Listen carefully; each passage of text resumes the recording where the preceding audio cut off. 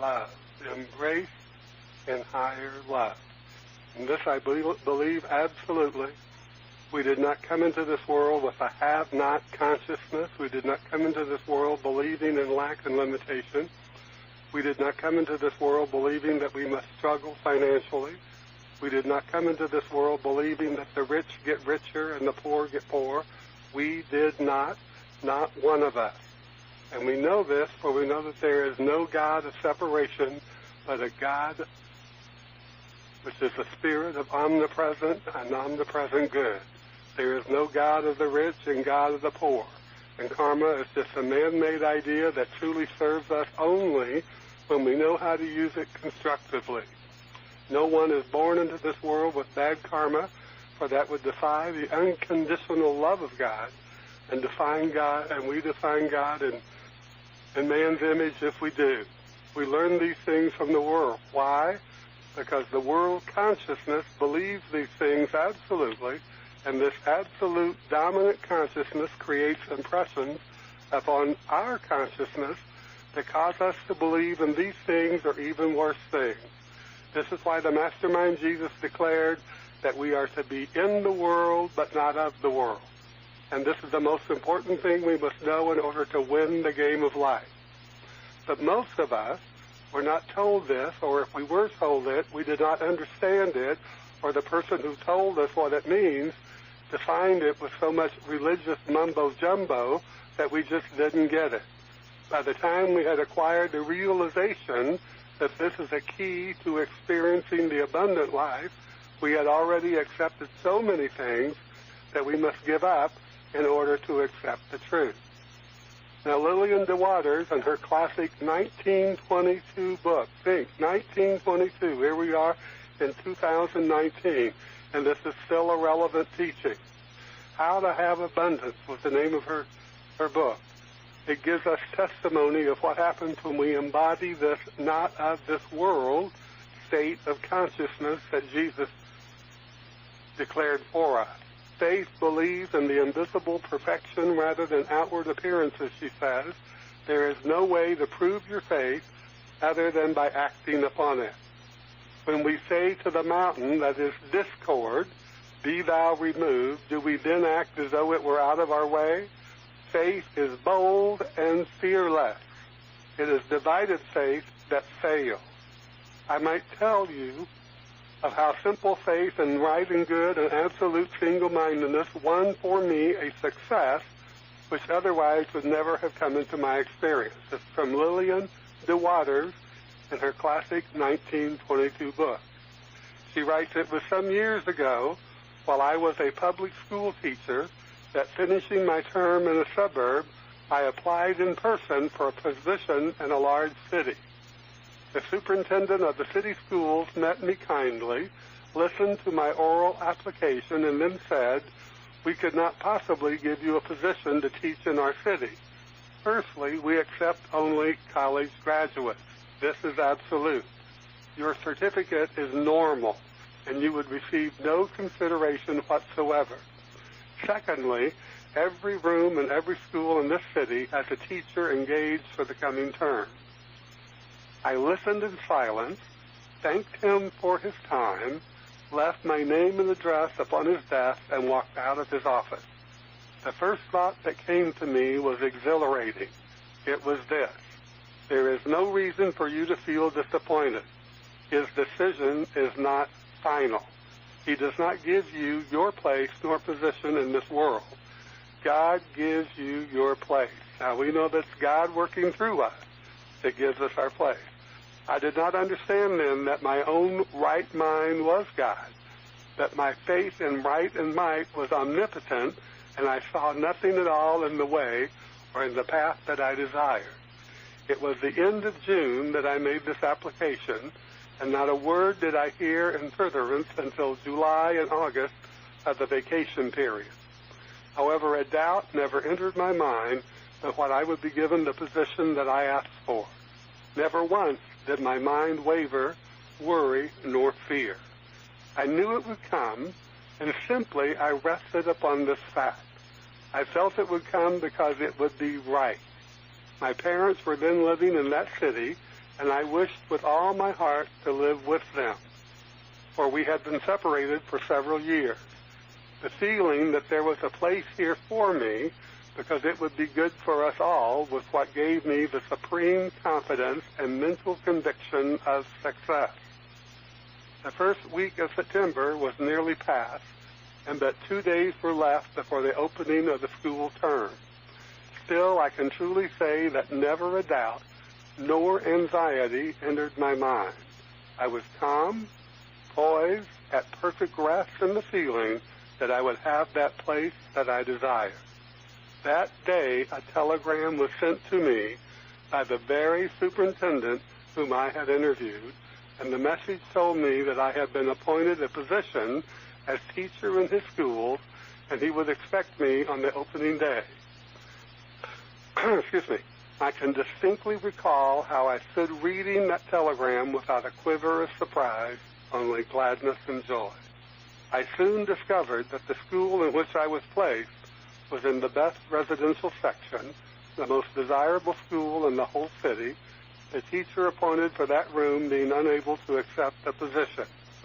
I obeyed the law of single-mindedness, the law of single-mindedness. I had supreme faith and loving feeling. I had supreme faith and loving feeling. And where does this loving feeling come from? We know it comes from that higher love that's our Creator, that gave us life and gave us a life to live. As Jesus said, you have life and you can live it abundantly. Abundantly means not just money, not just success and whatever career we choose, but in joy and happiness and peace and satisfaction and knowing that there's always a power, a presence, and a spirit and an intelligence that's always backing us up for every good thing we desire. Takes nothing away from anyone else, nor harms anyone in any way, shape, or form. So she obeyed the law of single-mindedness. She had supreme faith and a loving feeling, and of course this fixed right sense and feeling manifested itself in the thing that she desired. The law of mind says that with God, nothing is impossible. Think of it. That is everything right that it is possible for you to think and feel you can do or have. You can do and can have. Now, in Miss DeWater's testimony, we find an absolute principle at work. No one gives to us but ourselves. Too often people will apply for a job or audition for an acting part looking to the interviewer or the casting director to give them the job, and this almost always instills in the mind doubts and the possibility of rejection.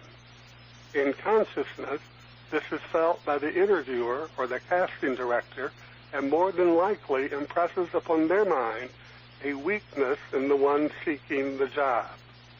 We must always be definite about what we want. And if we are not definite that we want something, we should avoid putting ourselves in a position to experience our lack of desire for it. Our lack of desire for it. And realizing my own right mind with God put Miss DeWaters in an uncompromising position. She must receive that which she asked for.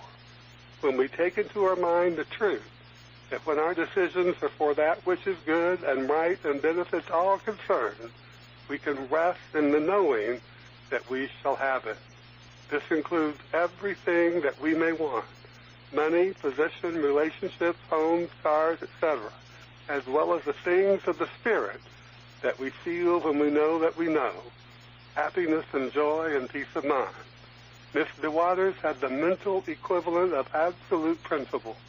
Whatever it is that we desire, we must gain the mental equivalent of it in consciousness. We do this by exposing the images and likenesses of it to our subconscious mind. In other words, our mind must be prepared to receive that which we seek to experience.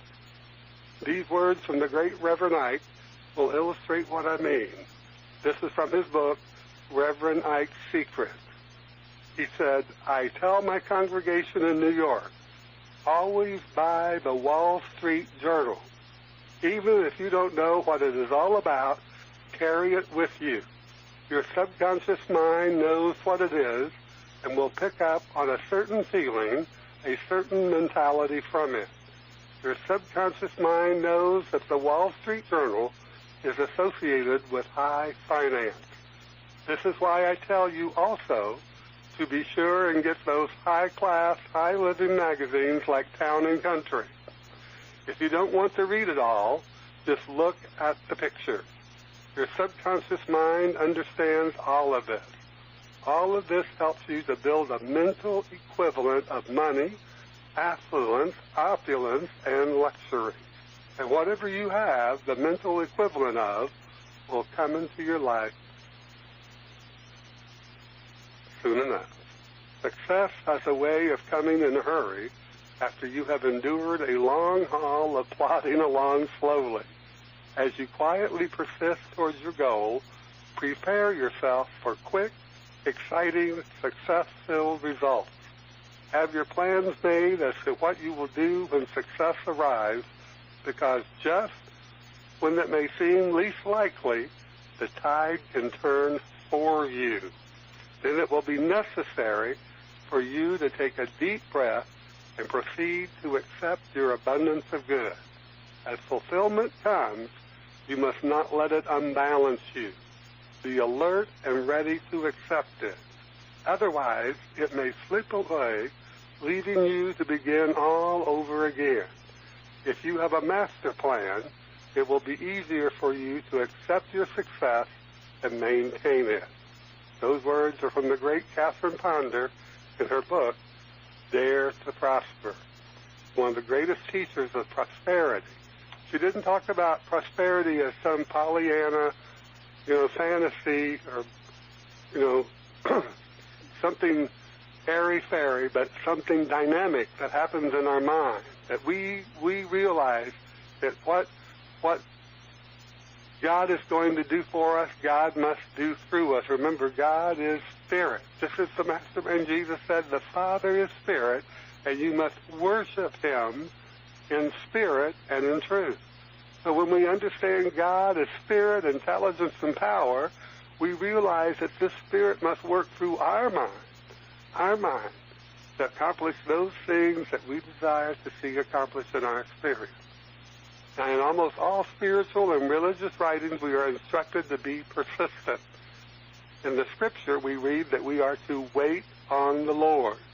And for many people, this means to do nothing. But in truth, it is telling us to prepare for that moment in time that we score the mental equivalent and receive the results of our prayer.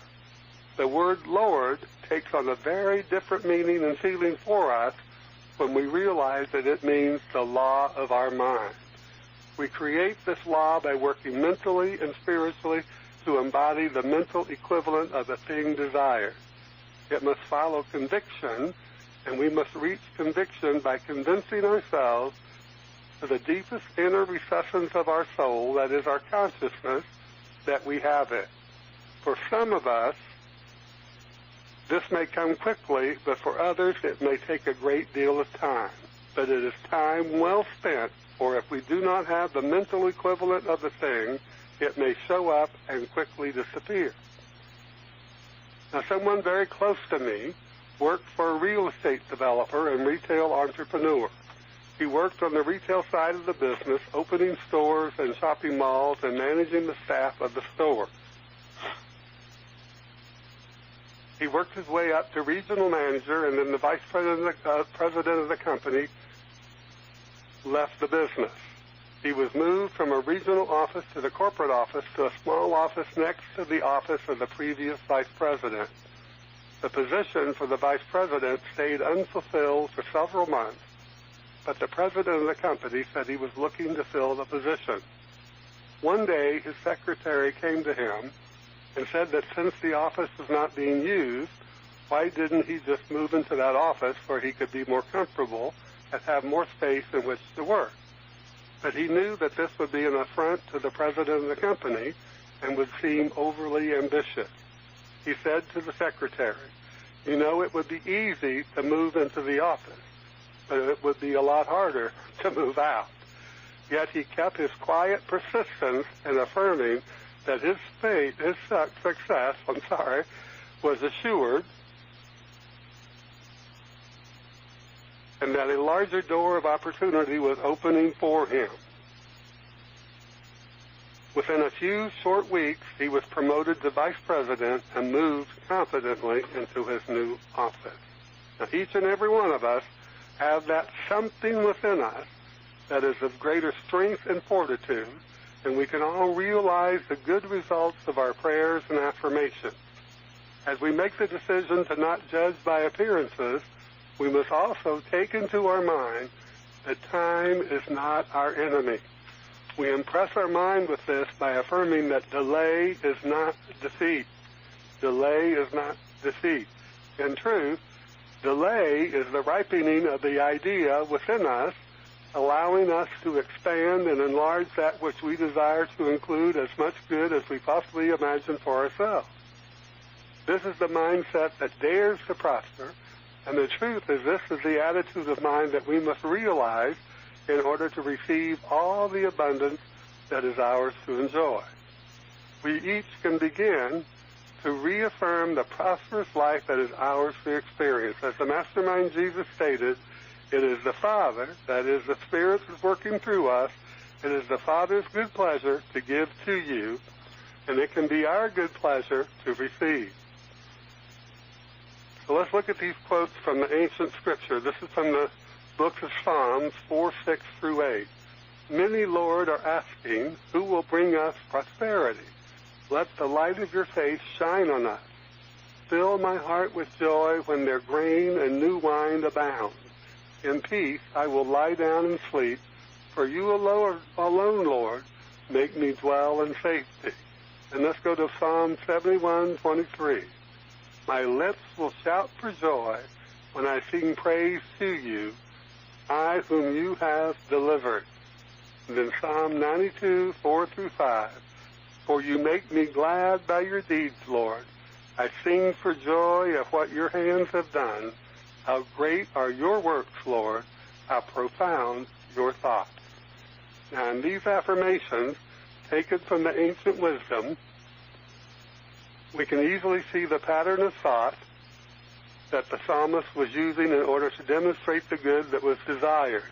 Long before the Mastermind Jesus gave us the principle that it is done unto you as you believe, done unto you, not done unto anyone else, but done unto you as you believe, the ancients were in fact using the law of mind, which is the law of correspondence. And this beginning of the realization that God responds to us by corresponding to that which we declare to be so, these affirmations offer us a way in which we can renew and refresh our mind. You know, every day when I take my godson to school, I teach him something. I teach him something to fill his mind with new ideas. One of the things that we learned this week was good and more good is mine, and ever-increasing good is mine. Everywhere I go, I see the good. It surrounds me and presses against me, and I feel grateful for it. So we want to see the good in life. And that's why Jesus said, be in the world, but not of the world. The world sees all the chaos and the nonsense that's going on. All the nonsense that's pervasive in our country right now with politics and religion and all these things that divide us and separate us. But yet, there's only one Spirit.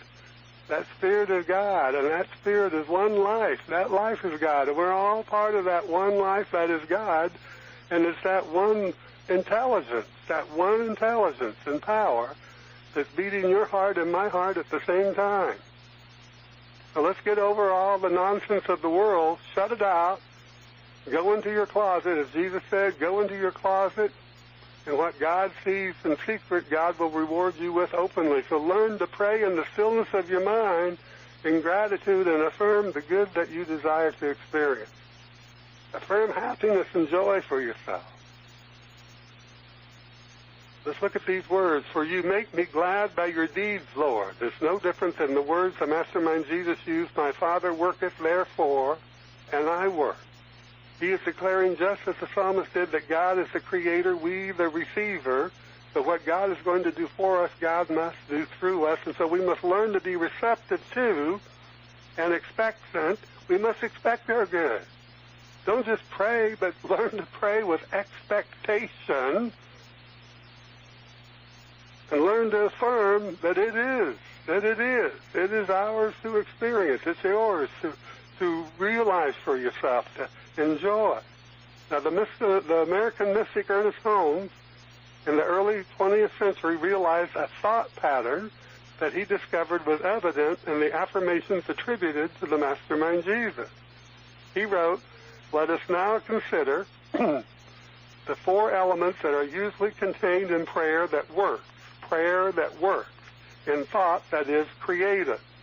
Let us now consider the four elements that are usually contained in prayer that works." Remember, Jesus gave us prayer that works. When his disciples came to him and said, "Oh, nothing was happening," he said, "Because you're not praying right. You're not praying the right way. You're not affirming the good. You're letting the appearance get in the way of your mind, causing you not to have the conviction and the expectation of the good." So these are the four elements that are usually contained in prayer that works, in thought that is creative. And the first one is recognition. We know there is one life. That life is God. There is one creator, one creation, one law, one intelligence, one ultimate reality. It is good. It is whole. It is perfect. It is complete. It is harmonious. It is that which is God. Identification. We identify ourselves with the power, the intelligence, and the spirit of God. I am that which thou art. Thou art that which I am. We read in the ancient wisdom.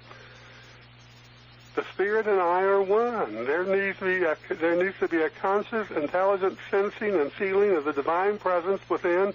That's why we were told to be still and know that I am God. Be still and know that I am God. We are creation of the Most High God. We are the creation of the Creator. Nobody knows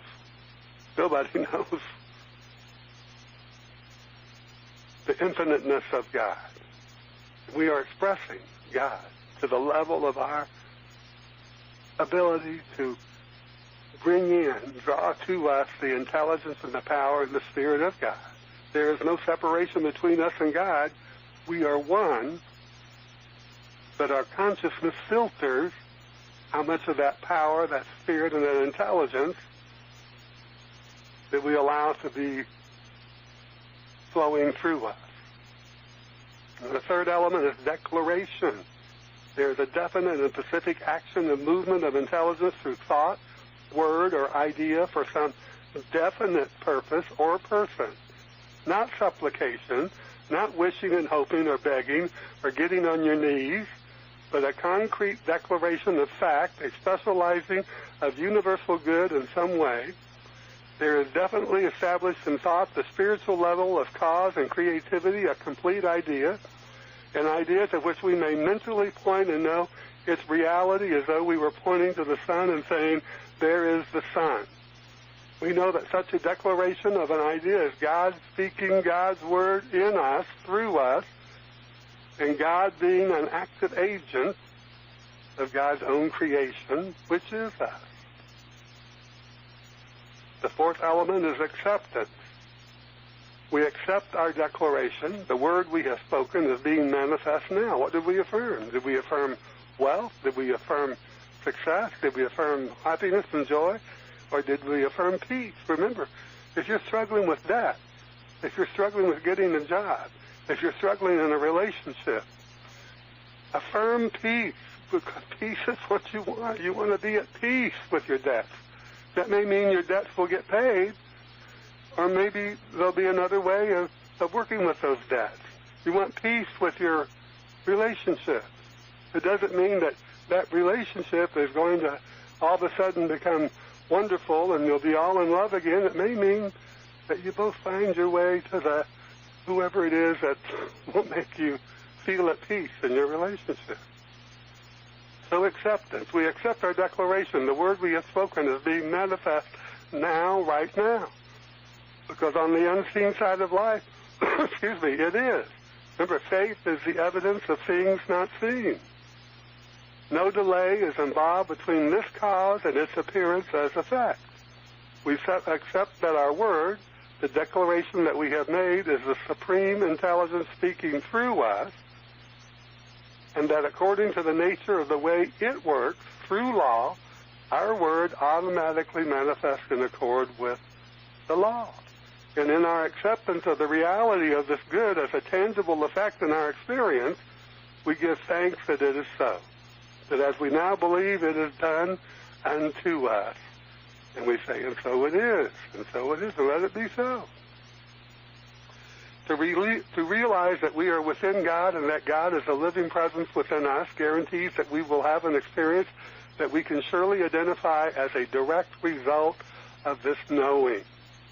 This realization will come as a sense of joy that energizes our mind, our heart, and our soul, not in the joy that the world knows, but that feeling of joy that fills us with faith and trust in our ability to accept more and more of that which gives us evidence of God's presence within us and our eternal presence within God. When the mastermind Jesus had this realization, he declared it as the truth for all of us when he said, the Father, Spirit, intelligence, power, and I, that infinite I, that includes every one of us, are one. Remember, nobody can say I but for you. They can say you are, he is, she is, they are. They can't say I am for you. No one can say that. That's your power. That's your connection to the great I am that is God. So that I am includes every one of us, and we are all one. Not two, not separate, but one. One with God, one with all of life. And in this spirit of joy, we shall be prospered, healed, and blessed into the wholeness of health, happiness, prosperity, success, and more. For this is the realization and the manifestation of that higher love that is embracing each and every one of us right now, right where we are. And that's the truth for you and the truth for me and the truth for everyone. And so it is. Amen. God bless you.